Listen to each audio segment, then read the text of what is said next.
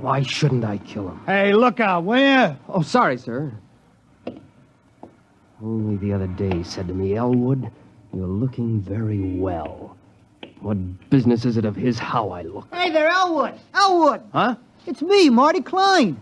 I work on the jet buses with you, remember? Oh, yeah, of course. Hello, Marty. Forgive me, my mind was on other things. Yeah, I know how it is. A couple of weeks ago, I was walking around in a fog so thick you could cut it. Yeah, really? Sure, preoccupied, you know.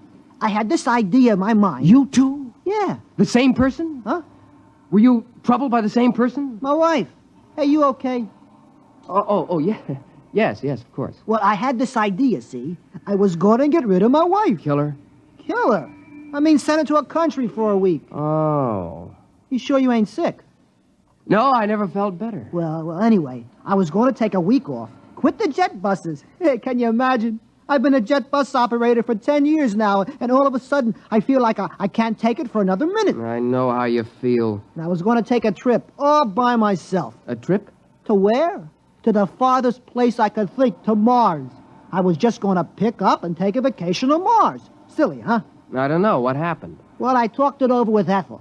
Your wife? Yeah. Ethel, she's a real sensible girl. You know what she did?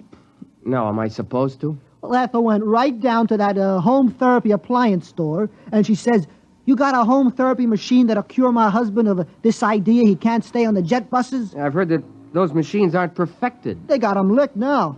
So, okay, she describes the trouble, and next day they deliver this thing, and boom, I plug it in, see? And? And a voice talks to me.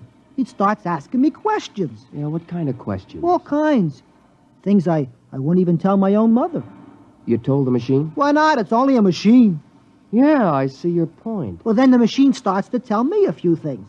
And before I knew it, inside a week, I'm cured. Now, I can't wait to go back driving the jet buses. You don't say. So that's why I say I know how it is to have one thing on your mind all the time like that. This machine, what did it cost you? That's the beauty part of it. My Ethel. Boy, she's a smart girl. After a week, she sends it back, see? She says it don't work. So all we lose is the deposit. I see. Well, I gotta get back to work now. Hey, ain't you working the jet buses today? Huh? No, I'm off today. Well, I'll see you, Elwood. Yeah, see you, Marty. What was the name of that place? Where they sell the home therapy machines. Yeah. Home therapy appliances. It's right down Broadway, about 2 blocks from here. So long, Elwood. Perspiring freely, Elwood Caswell continued down Broadway toward 43rd Street. His friend Magnuson would be finishing work soon, returning to his apartment less than a block from Caswell's. Elwood gripped the gun tighter. How pleasant it would be to saunter in, exchange a word with him, and then... No, I won't do it. I don't really want to kill anybody. It isn't right. Think what'll happen. The authorities will lock me up. My friends won't understand, and... Mother would never approve. Still, if I see Magnuson, if I see his hateful, accusing face in front of me... Oh, this must be the store. Yeah. Home therapy appliances. Good afternoon, sir. Can I show you some of our home therapy appliances? I want therapy. Quick. Of course, sir. This way, please. Now then, this is our new alcoholic reliever built by International Combustion Motors and advertised in leading magazines. A handsome piece of furniture. I think you will agree, and not out of place in any home. It also opens into a television set. Look, what I need... Therapy, of course. I just want to point out this model need never cause embarrassment to you, your friends, or your loved ones. Notice, if you will, the recessed dial which controls the desired degree of alcoholism. You see, heavy, moderate, social, light, and teetotal. A new feature unique in mechanotherapy. I'm not alcoholic. The New York Jet Bus Authority does not hire alcoholics. Oh, sorry. You seem the type. No offense. Please. You seem rather nervous. Perhaps the portable anxiety reducer. No. Well, sir, perhaps if you told me just what you feel is bothering you. What have you got for homicidal mania? I beg your pardon. Homicide. The urge to kill someone. Oh, of course. Well, let's see now. Pardon me. Have you worked here very long? A week. Oh, yes, here's the ticket. This black job with the chrome trim. What is it? This, is a Rex regenerator, built by Planetary Motors Corporation. Handsome, Goes with any decor. Opens into a well-stocked little bar, so your family, friends, loved ones need never... Will it cure homicidal urge, a strong one? Oh, absolutely. Don't confuse this with the little 10-amp neurosis model. This is a hefty, heavy-duty 25-amp machine for really deep-rooted conditions. That's what I've got. Well, this baby will jolt you out of it. Big, heavy-duty thrust bearings, oversized heat absorbers, completely insulated. Sensitivity range I'll over... take it. Yes, sir. With me, right now. Now? Before it's too late. I'll pay cash. Well, yes, sir. It'll be a few hours before the warehouse can... I'll take this one here. Well, that's a floor demonstrator. Does it work? All of our demonstrators work, sir. Then I'll take it. I can't wait for a warehouse. I can't wait for anything. Have it put in a taxi for me. Yes, sir. Tell him to hurry. I want to kill my friend Magnuson, you know. Who? My friend Magnuson. Oh, of course. That'll be $400.59, sales tax included.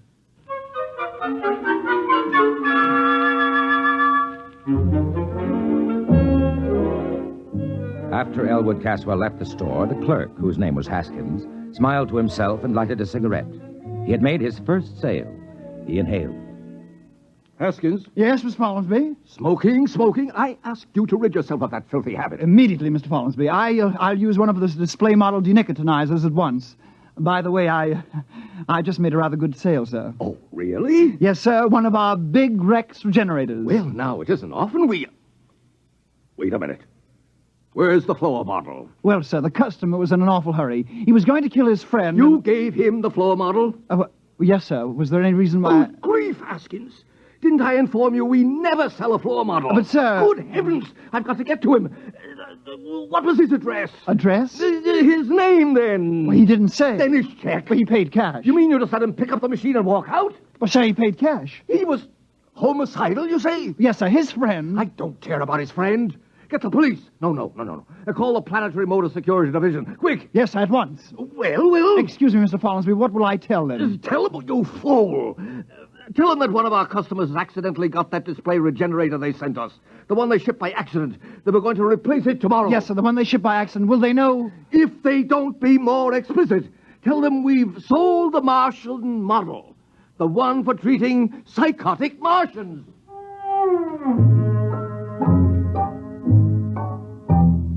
Meanwhile, Elwood Caswell had returned to his apartment and lugged the big black Rex regenerator into his living room. He put it down near the couch and studied it carefully. He was right. It does go with the room. Now then, let's see those instructions. Place regenerator near a comfortable couch. All right. Plug in machine. There.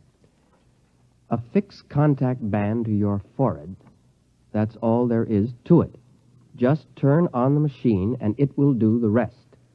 There will be no language problem since your regenerator communicates with you by direct sensory contact, patent pending. Well, that seems easy enough.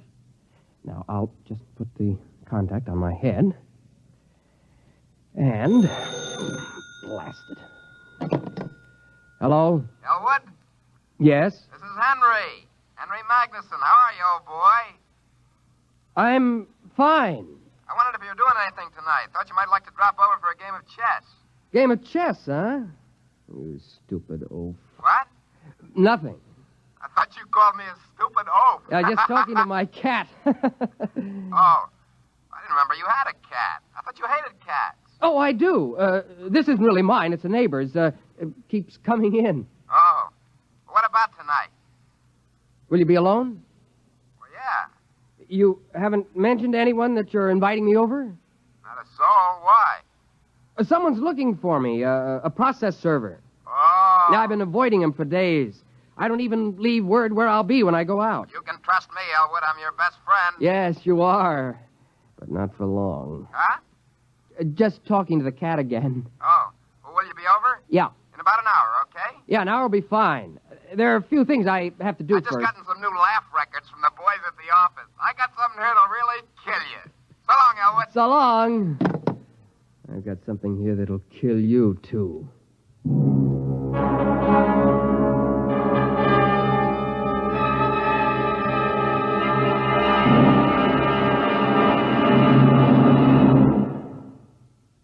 X-1 will continue in 1 minute. Each of us has a personal reason for wanting to see cancer conquered. Steve Allen would like to tell you his. I have a wife and 3 wonderful kids. And when I think about cancer going to strike 1 American in every 4, well, that's more than enough reason for wanting to see it conquered. I know that some people don't even want to think about cancer. But pretending it's not a threat, doing an ostrich routine, isn't going to get us anywhere. We've got to stand up to it and fight. We can fight, each and every one of us. Through the American Cancer Society, we can be part of the battle that someday will beat cancer once and for all. That day will come, but you and I have got to help. How about it? Thank you, Steve Allen. Remember, fight cancer with a checkup and a check. See your doctor once a year for a checkup. It's your best cancer insurance. And to help conquer cancer, send a check to your unit of the American Cancer Society. Make it generous. And now, on with our story.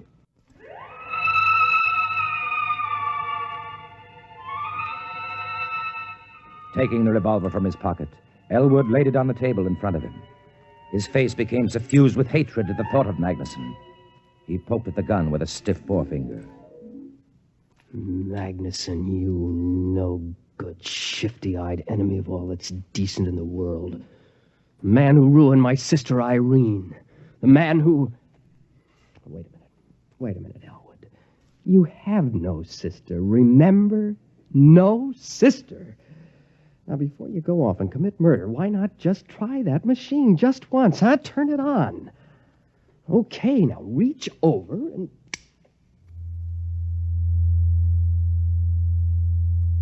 Good afternoon, Elwood. I am your mechanical therapist. You may call me Gloop. Gloop? You seem surprised. It is a perfectly common name here on this planet. Gloop, of course. I've heard it many times. Now then, I am scanning the material in your preconscious with the intent of synthesis, diagnosis, prognosis, and treatment. Yes? I find... This is a most unusual case. Really? I thought it was simple homicidal mania. There is, of course, no such thing. You are obviously hallucinating a set of symptoms. Nonsense syllables to enable you to avoid the real problem. Oh? A most unusual set of symptoms, I must say. Your pilot light seems to be fading. My light is not fading. I am merely trying to relate your symptoms to proven theory. Well, as long as you know what you're doing. Mechanotherapy is an exact science, Elwood. It admits of no significant errors. We will proceed. Good. First, the word association test. Fire away. I will proceed to give a word. You answer with the first thing that comes to your mind. Ready? Ready. House. Home. Planet. Earth. Just musing. Now, Fleeful. Fleeful. Fleeful. That sounds like a Martian word. Just give me a response. Fleeful, Okay. I can make them up, too. Marfouche. That's a pretty good one, huh? Made it up in the spur of the moment. Marfouche is very significant. It is a corruption of the Martian concept of push clib. Very significant. I don't know any Martian words. Aha, noteworthy. We will proceed. Loud. Soft. Green. Mother. Thanagoyas. Pathamathunga. How's that one? Arides. Nexothesmodrustica. Top that. Catith of snow-hell gnoptices. Okay. Rigamaroo, Kalamazoo, Iggity-bibbity-boo. Good. It fits the pattern. Pattern? Your neurosis. I can diagnose it now. Go on. You have a classic case of theme desire, complicated by strong dwarkish intentions. I could have sworn I was homicidal. The term has no referent. It must be rejected as nonsense. Now, if you'll just settle back on the couch, we'll proceed.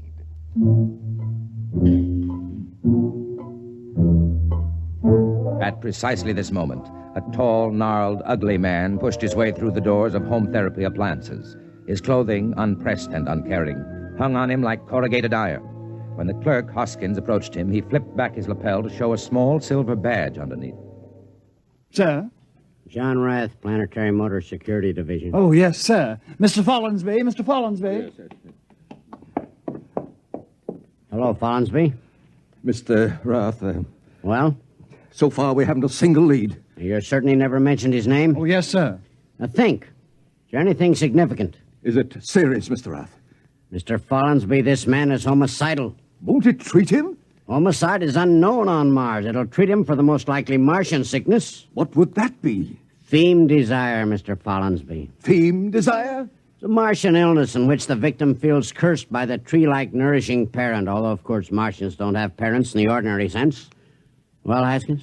I remember one thing. He mentioned he was a jet bus operator for the New York Jet Bus Authority. Ah. One other thing. Yes? I believe, yes, he was alcoholic. An alcoholic jet bus operator. Excellent. It'll be on his records. Get the Jet Bus Authority at once.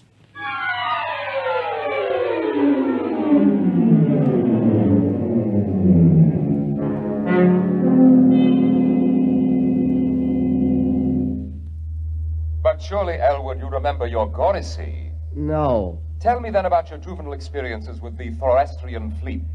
Never had one.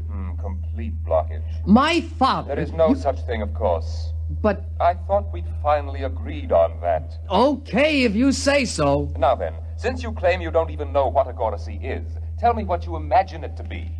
A forest fire. A salt tablet?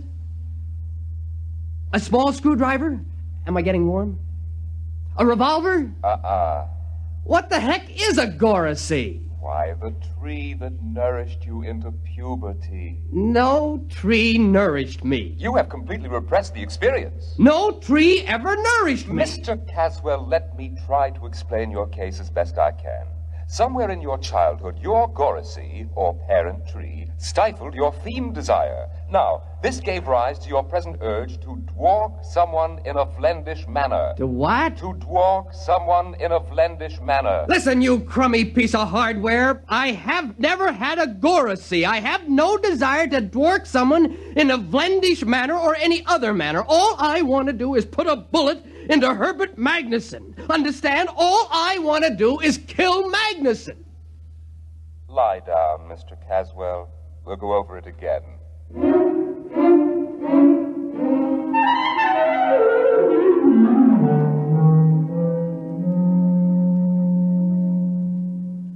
My dear man, I'm not trying to insinuate that the Jet Bus Authority hires alcoholics. If you will just...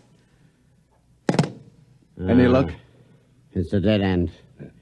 Now, Haskins. Yes, sir. A man's life may be at stake here. Now think. Was there anything else this fellow said to you? Anything? Well, he did mention the name of his friend. Of which friend? The one he was going to kill. The one he... Why didn't you say so? Now, what was it? Magnuson. You sure? That's it. He said, I'm going to kill Magnuson. You know, just casually like that. Follinsby, see if there's a Magnuson in the Manhattan phone book. Now, hurry it up.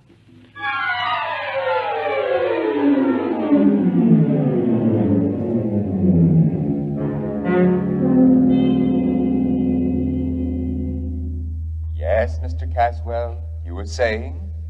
Well... Something about your Gorisy? Yes, I was saying I think perhaps you're right. Naturally. But right about what, Mr. Caswell? Well, I think perhaps... Yes, I think perhaps I do remember my Gorisy. Ah! Now, Mr. Caswell, we're on the road to a cure.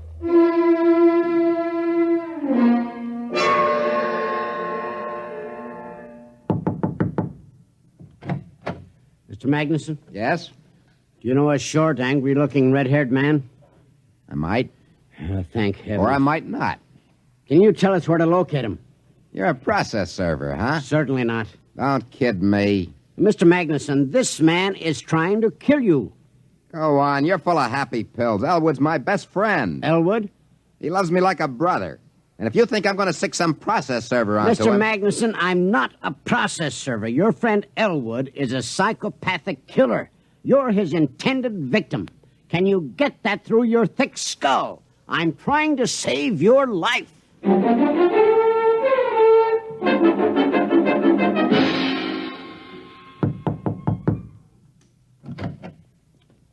Yes? You're Elwood Caswell? Yes? The Elwood Caswell who bought a Rex regenerator early this afternoon? Yes. Won't you come in? Thank you. My name is Rath, Planetary Motors. Nice to meet you. Have you used the machine? Oh, yes. I see. Mr. Caswell, I don't know how to explain this, but we made a terrible mistake. The regenerator you took was a Martian model for giving therapy to Martians. I know. You do? Yes, it became pretty obvious after a while. Well, it was a dangerous situation, especially for a man in your condition. Yes, the poor thing tried its best, but of course it couldn't cure what wasn't there. Well, then the company will, of course, reimburse you for your lost time and your mental anguish. Naturally. And we will substitute a regular human-type regenerator. Oh, that won't be necessary. You see... Mr. Caswell, will you put down that gun? I warn you. I'm not going to shoot you. I merely want to turn this gun over to you. You do? Yes, I'm not going to shoot anybody. You mean that... The machine's attempt at therapy forced me to reappraise my whole self. There was an insight during which I was able to get rid of my obsession. You no longer want to kill your friend Magnuson? Kill Magnuson?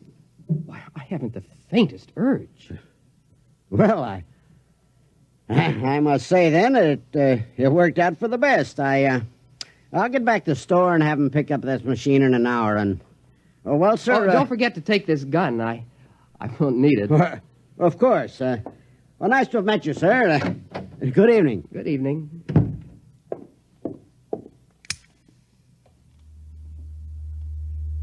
Did you hear that? He asked me if I still intended to kill Magnuson. Magnuson, that inhuman monster who cut down my Goracy. Magnuson, the man who even now is secretly planning to infect New York with abhorrent fiend desire. Am I going to kill him? Oh, no. I wish him a long life, a life filled with the torture I can now inflict on him. Kill Magnuson? Oh, no. I'm going to start right now to work him in a vlendish manner.